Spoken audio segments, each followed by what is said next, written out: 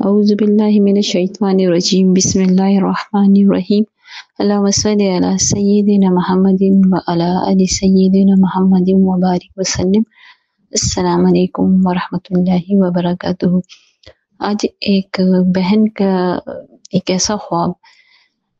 جس کو میں نے جب سنا، ان کی زبانی ہی میں نے سنا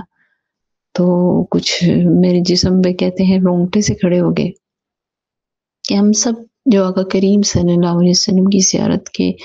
متمنی ہوتے ہیں، ان سے ملاقات کی خواہش مند ہیں، بلکہ بے قرار ہیں، اپنا سب کچھ لوٹا کر بھی آپ صلی اللہ علیہ وسلم کی ایک جھلک مبارک دیکھنے کے لیے ہم تیار ہو جاتے ہیں، ہم تیار ہیں اور ہم کہتے ہیں کہ ہم نبی کریم صلی اللہ علیہ وسلم سے بے پناہ پیار کرتے ہیں، اسی لیے ہم ان سے ملنا چاہتے ہیں، ان کو دیکھنا چاہتے ہیں،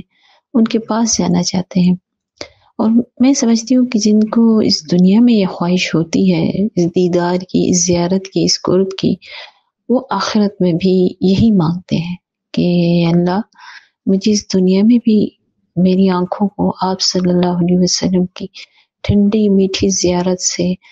فیضیاب فرما، اپنی رحمت اور کرم کے صدقے، اور آخرت میں بھی، جنت میں بھی، کسی ایسی جگہ، کسی ایسے مقام پر بس چھوٹی سی جگہ مل جائے جہاں سے میں آقا کریم صلی اللہ علیہ وسلم کا دیدار کرتی رہوں یا کرتا رہوں، اور میرے باقی تمام اس دنیا کی زندگی بھی اسی میں گزر جائے۔ اور درود پڑھتے ہوئے یہ میری دعا ہوتی ہے، اور مجھے ایسا لگتا ہے کہ جیسے درود پڑھنے والے، نبی کریم صلی اللہ علیہ وسلم سے محبت رکھنے والے اور آقا کریم صلی اللہ علیہ وسلم کے لیے جستجو کرنے والے، چاہے وہ درود کے راستے میں ہو، چاہے نبی کریم صلی اللہ علیہ وسلم کی سیرت کے راستے میں ہو، یا نبی کریم صلی اللہ علیہ وسلم کی سنتوں کے اتباع کی صورت میں ہو، یا پھر ختم نبوت صلی اللہ علیہ وسلم کی صورت میں ہو، وہ سب یہی تمنا، یہی خواہش رکھتے ہیں کہ کسی طرح مجھے آقا کریم صلی اللہ علیہ وسلم کی اس دنیا میں بھی اور آخرت میں بھی جو ہے زیارت نصیب ہو جائے۔ مطلب ان رستوں پہ چلنے والے تمام تر عاشقین کا لگ بھگ ایک جیسا ہی مجھے رویہ اور دعائیں اور سوچ اور فکر اور خواب اور تمنائیں نظر آتی ہیں۔ ایسا لگتا ہے مجھے، یہی مجھے گمان ہے، اور یقین،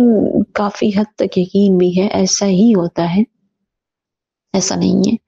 کہ بس میں ہی اکیلی عاشق ہوں اور میں ہی یہ تمنا کرتی ہوں۔ نبی صلی اللہ علیہ وسلم کے عاشقین تو ہر طرف ہیں، ہر طرف ہیں، ہر پل ہیں۔ ہمارا تو ان میں کوئی مقام نہیں ہے۔ بہت محبت کرنے والے نبی صلی اللہ علیہ وسلم میں، اصل معنوں میں نبی صلی اللہ علیہ وسلم سے محبت کرنے والے اس دنیا میں بے پناہ لوگ موجود ہیں، بے پناہ عاشقین موجود ہیں۔ ہم تو ان فہرست میں شامل بھی نہیں، لیکن کوشش کر لیتے ہیں کہ چلے نام ہی آ جائے شاید۔ عمل کی تو ہماری اوقات نہیں، لیکن اللہ سے بہت بہت بہت دعا ہے کہ ہمیں آپ صلی اللہ علیہ وآلہ وسلم کے عاشقین میں شامل ہو کر اس فہرست میں شامل کر دیں، ہمارے لیے آسانیاں عطا کریں، ہمیں عمل کی توفیق عطا کریں، اور کسی بھی شعبے میں، چاہے وہ ختم نبوت ہے، درود شریف ہے، یا سیرت مصطفیٰ صلی اللہ علیہ وسلم ہے، یا سنتوں کا اتباع ہے، ہر اس میں میدان میں ہمیں شرمندگی سے بچا لے آپ صلی اللہ علیہ وسلم کے، جب ہم آقا کریم صلی اللہ علیہ وسلم کے سامنے جب پیش ہوں۔ یہ ایک خوف ہے شرمندگی کا۔ اللہ تعالیٰ ہم سب کو بچائے، سب کو بچائے، سب کو بچائے، اور ہماری وجہ سے ہمارے نبی صلی اللہ علیہ وسلم کو کبھی بھی کوئی تکلیف نہ پہنچے۔ آمین ثم آمین۔ اچھا، یہ ایک بہن ہے، ان کے بھی میں نے اسی لیے میں بات کی ابتدا اس سے کی کہ یہ بھی ایسا سوچتی تھی، دنیا میں سوچتی تھی، اور پھر خواب میں دکھا دیا گیا۔ خوش قسمت ہیں کہ کیسے حالات ہوتے ہیں اور کیا ہوگا، اور کس طرح کی سوچ، جو انسان جس طرح دنیا میں جو کرے گا آخرت میں اس کے سامنے وہی چیزیں آتی رہیں گی۔ آقا کریم صلی اللہ علیہ وسلم کو دیدار کا خواہش مند ہے یا کچھ بھی، کہ ادھر حالات کیسے، ایک قسم کا اللہ تعالیٰ نے بہت بڑا کرم کیا ان کے اوپر اور ان کے صدقے ہم پر، کہ ہمیں پتہ چلے کہ ہم جس طرح خواہشیں رکھتے ہیں اس طرح ہم نے اپنے عمل رکھنے ہیں، تبھی اللہ کے کرم سے ہمارے عمل تو ایسے نہیں ہیں، لیکن کوشش تو کرنی ہے کہ ہمیں انشاءاللہ تعالیٰ ان دعاؤں کی قبولیت کی آثار نظر آئیں اس دنیا میں بھی آخرت میں۔ ان کا خواب میں آپ کو بیان کر دیتی ہوں، آپ کو خود ہی پتہ چل جائے گا کہ پھر آگے کیا ہوا۔ یہ کہتی ہیں کہ میں نے دیکھا کہ میں ایک کھلے میدان میں چل رہی ہوں اور بہت خاموشی ہے، ہر طرف خاموشی اور سکون سا ہے۔ کہتے میں خاموشی اور ماحول کی سکونیت سے حیران بھی ہوتی ہوں، اور مجھے بتایا جاتا ہے کہ دنیا تو ختم ہو چکی ہے، قیامت گزر چکی ہے، اور سب اپنے اپنے ٹھکانوں یعنی اعمال کے بعد، حساب کتاب کے بعد یا تو جنت میں ہیں یا دوزخ میں جا چکے ہیں۔ کسی کو کسی کی پرواہ نہیں، سب اپنی زندگی میں مگن ہے،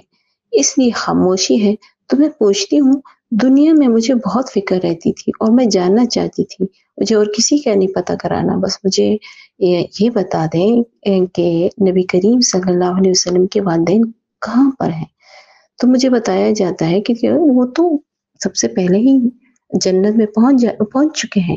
اور ہاں وہ جنت کے وہ ان مقامات پہ ہیں جس کا اللہ تعالیٰ نے وعدہ کیا ہے۔ تو میں بہت خوش ہوتی ہوں کہ اب مجھے کسی کا غم نہیں، لیکن مجھے رسول اللہ صلی اللہ علیہ وسلم کی خدمت میں ملاقات کے لیے جانا ہے۔ تو آپ صلی اللہ علیہ وسلم کہاں ہیں؟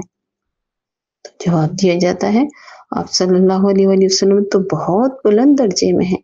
سب سے پہلے اللہ کا عرش ہے اور پھر نبی کریم صلی اللہ علیہ وسلم کا مقام۔ سبحان اللہ۔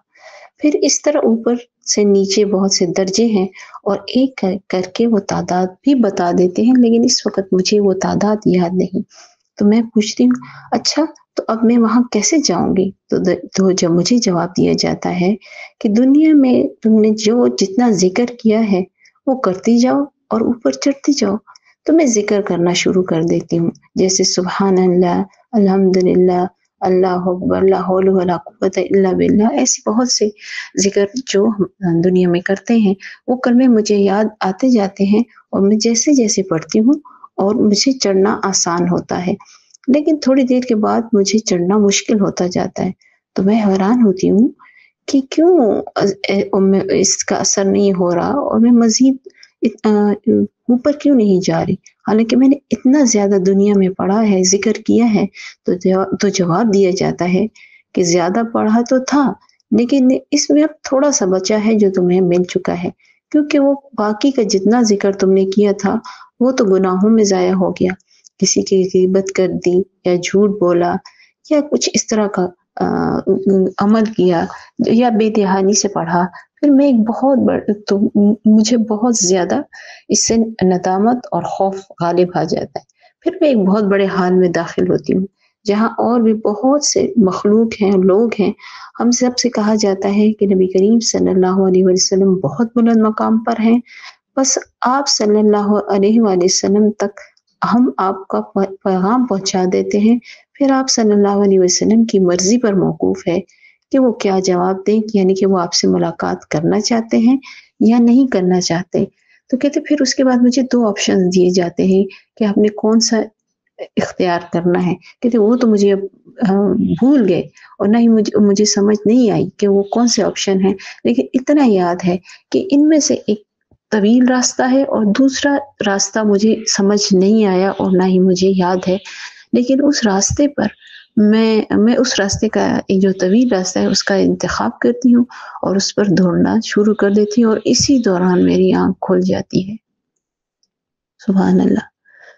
دیکھیں کتنا خوبصورت خواب، کتنے واضح بتا دیا گیا ہے کہ ہم جو خواہشیں رکھتے ہیں، جو ہم دل میں امیدیں رکھتے ہیں، جو یقین رکھتے ہیں، اس کے لیے عمل، ذکر، چاہے وہ جو بھی ذکر آپ دنیا میں کرتے ہیں، اس کی حفاظت بھی کرنی ہے ہم لاکھوں کروڑوں میں تو پڑھ لیتے ہیں جو ذکر ہے، لا الہ الا اللہ جسے انہوں نے کہا، سبحان اللہ، الحمدللہ، لیکن ہمارا عمل دوسری طرف اس قدر زیادہ ہو جاتا ہے، جو جھوٹ ہو گیا، غیبت ہو گئی، یا لوگوں کو تکلیف دینا ہو گیا، حقوق العباد سے متعلق ہے نا یہ سب کچھ،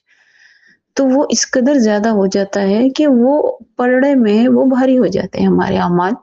اور ہم گھاٹے میں آ جاتے ہیں۔ تو اگر ہمیں نبی کریم صلی اللہ علیہ وسلم سے ملاقات کرنی ہے اس دنیا میں اور آخرت میں بھی، تو اس کا سب سے ستھرا راستہ یہی ہے تو طویل، مطلب مشکل ہے، طویل رستے سے نشاندہی مشکل رستے کی ہے۔ دیکھیے اپنے نفس پر پاؤں رکھنا آسان نہیں ہے۔ میں کہتی ہوں گوسپس، یہ غیبت، یہ سب سے زیادہ لوگوں کو اس میں اٹریکشن ہوتی ہے، سب سے زیادہ دوسروں کو اپنی زندگی جینا، میری مرضی کے جو حالات ہوں، یہ اس طرح کے حالات میں جینا یہ ابھی آسان کام ہے، لیکن دوسروں کی خاطر حقوق العباد کو اس مقصد کے لیے ادا کرنا کہ دوسروں کو سکھ و راحت ہو، تو یہ بہت مشکل ہے۔ رستہ طویل اور مشکل ہے، کیونکہ طویل ہو جاتا ہے نا جب ایسے مشکلات آتی ہیں، تو انسان کو تھوڑا وقت بھی طویل لگتا ہے۔ تو اس وجہ سے اس طرف اشارہ ہے کہ اگر آپ نے وہاں تک پہنچنا ہے تو نفس پر پاؤں رکھنا ہوگا، سنتوں کے اتباع کرنی ہوگی۔ یہ اس دور میں جو پرفتن دور ہے، فتنوں کا دور ہے، اس میں سنتوں کو زندہ کرنا، سنتوں پر عمل کرنا بہت مشکل ہے۔ میں جانتی ہوں، میں خود مجھ پہ گزرتی ہے اور گزر رہی ہے، اور مجھے پتا ہے بہت دفعہ کامیابی بھی ہوتی ہے، ناکامی بھی ہوتی ہے، لیکن کوشش کرنا، اس راستے کا انتخاب کرنا ہے۔ اگر ہم نے اپنے نبی صلی اللہ علیہ وسلم سے ملنا ہے، ملاقات کرنی ہے، زیارت کرنی ہے، آپ صلی اللہ علیہ وسلم کی میٹھی ٹھنڈی بھری سکون راحت بھری مسکراہٹوں کو دیکھنا ہے، ہمیں اللہ تعالیٰ توفیق دے تو ہمیں اس دنیا کی ان تمام تر، میں کہتی ہوں یہ تمام تر فضولیات ہیں، کسی کے پیچھے بات کرنا، جھوٹ بولنا، یہ مشکل راستے نہیں ہیں، ان کو چھوڑنا پہلی دفعہ مشکل ہے، پھر آسان ہے۔ دوسروں کا خیال رکھنا، یہ ساری چیزیں ہمیں کرنی پڑیں گی، تبھی ہمیں دیدار ہوگا اس دنیا میں بھی اور آخرت میں بھی انشاءاللہ تعالی۔ تو میں آپ کے لیے دعا گو، آپ میرے لیے دعا کریں کہ اللہ تعالیٰ ہمیں وہ عمل عطا کرے جس سے میرا رب کریم کا محبوب راضی ہو، اور ہمیں اس دیدار جیسی سب سے نایاب، سب سے خوبصورت چیز عطا ہو، اس دنیا میں بھی اور آخرت میں بھی۔ آمین ثم آمین۔ اللہ تعالیٰ ہم سب کو نبی کریم صلی اللہ علیہ وآلہ وسلم پر بے انتہا کثرت سے اتنا درود شریف بھیجنے کی توفیق اور استقامت عطا فرمائے، جس سے میرا رب راضی ہوتا ہے، جس سے میرے نبی صلی اللہ علیہ وسلم خوش ہوتے ہیں، اور اللہ تعالیٰ ہمیں سنتوں کا اتباعی بنائے۔ آمین ثم آمین۔ السلام علیکم ورحمۃ اللہ۔